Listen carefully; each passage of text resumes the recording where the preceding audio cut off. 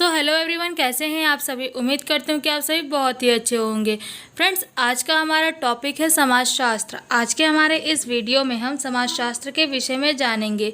Friends, ये समाजशास्त्र का बहुत ही महत्वपूर्ण टॉपिक है। अक्सर इससे रिलेटेड क्वेश्चन समाजशास्त्र के क्वेश्चन पेपर में पूछे जाते हैं। तो फ्रेंड्स, चलिए बिना किसी देरी के बढ़ते हैं वीडियो की ओर और जानते हैं समाजशास्त्र के विषय में।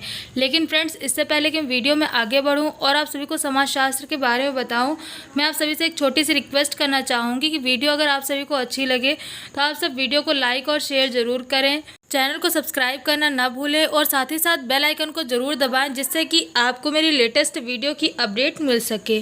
फ्रेंड्स, अगर शाब्दिक अर्थ की दृष्टि से देखा जाए तो समाजशास्त्र दो शब्दों से मिलकर बना है, जो कि लैटिन और ग्रीक भाषा से लिया गया है। पहला है सोशियस और दूसरा है लोगस।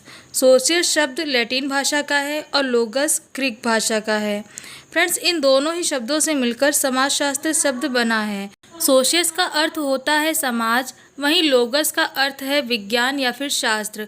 इन दोनों ही शब्दों को मिलाकर अगर हम देखते हैं तो समाजशास्त्र का शाब्दिक अर्थ होता है समाज का विज्ञान या फिर समाज का अध्ययन। हालांकि अलग अलग विद्वानों ने, अलग अलग समाजशास्त्रियों ने समाजशास्त्र की व्याख्या समाज का अध्ययन करने वाले विज्ञान, सामाजिक संबंधों का अध्ययन करने वाले विज्ञान और सामाजिक अंत संबंधों या फिर सामाजिक समूहों का अध्ययन करने वाले विज्ञान के रूप में किया है। फ्रेंड्स, इससे पहले कि हम समाजशास्त्र के विषय में जानें, समाज के विषय में जान लेना हम सभी के लिए बहुत ही ज़्यादा ज़रूरी है। तो चलिए पहले जानते हैं कि आखिर समाज क्या है, समाज का क्या अर्थ होता है।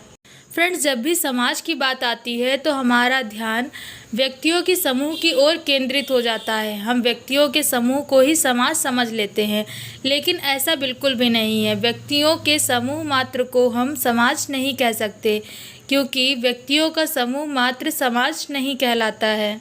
समाज तो व्यक्तियों के समूह के मध्य जो अमूर्त सामाजिक संबंध पाए जाते हैं, उन सामाजिक संबंधों की एक व्यवस्था है। सामाजिक संबंधों की व्यवस्था को ही हम समाज कहते हैं।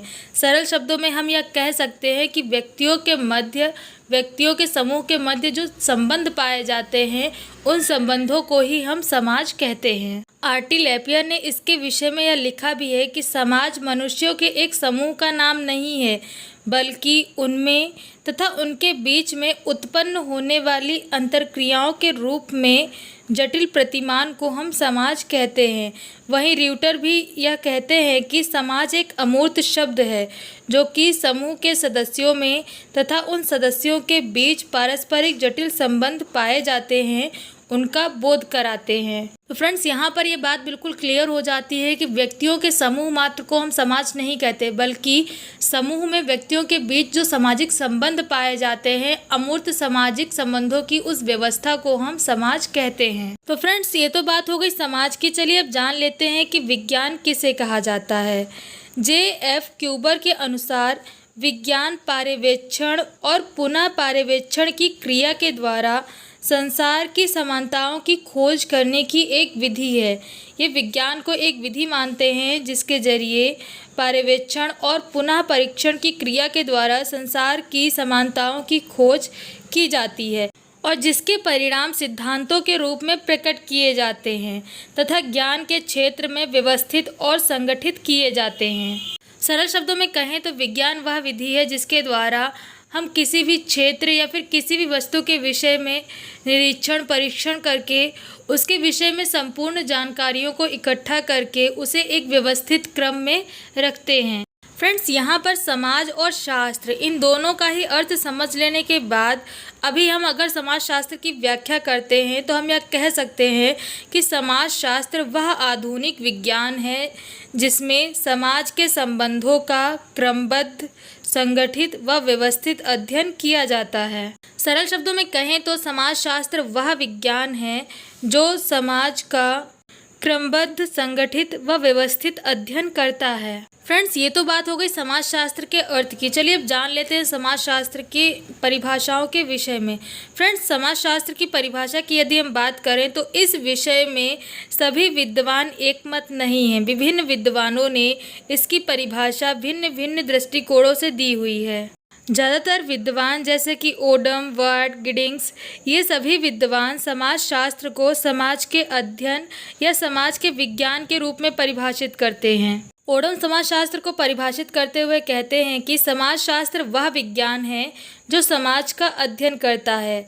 वहीं वार्ड का यह मत है कि समाजशास्त्र समाज का विज्ञान है, ये समाजशास्त्र को समाज का विज्ञान मानते हैं।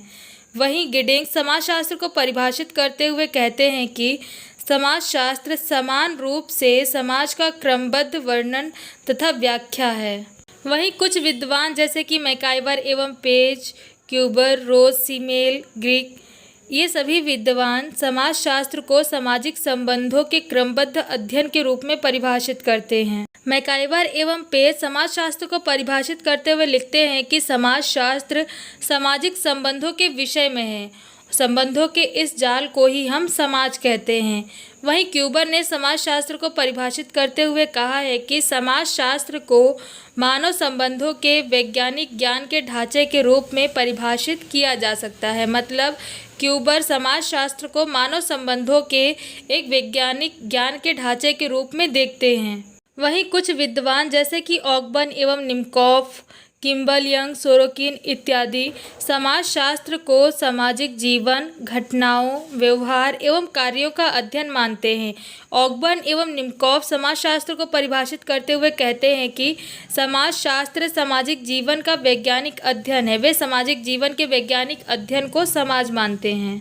वहीं यंग समाजशास्त्र को समूहों में मनुष्यों के व्यवहार का अध्ययन मानते हैं।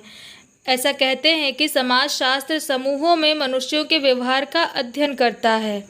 फ्रेंड्स, इसके अलावा कुछ विद्वान समाजशास्त्र को सामाजिक समूहों का अध्ययन मानते हैं, तो कुछ विद्वान समाजशास्त्र को अंतःक्रियाओं का अध्ययन मानते हैं।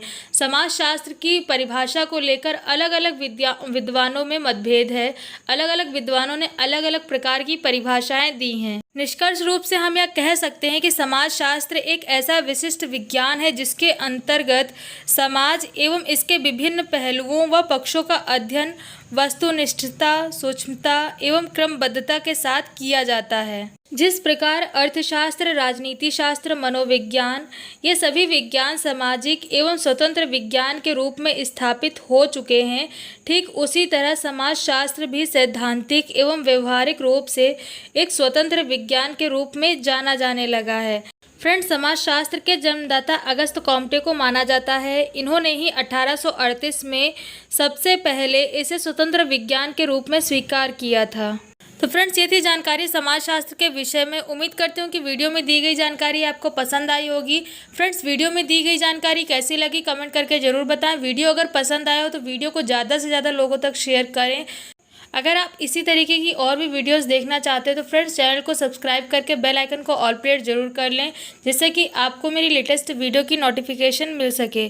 तो फ्रेंड्स, आज की वीडियो में बस इतना ही। मिलते हैं नेक्स्ट वीडियो में एक नए टॉपिक के साथ।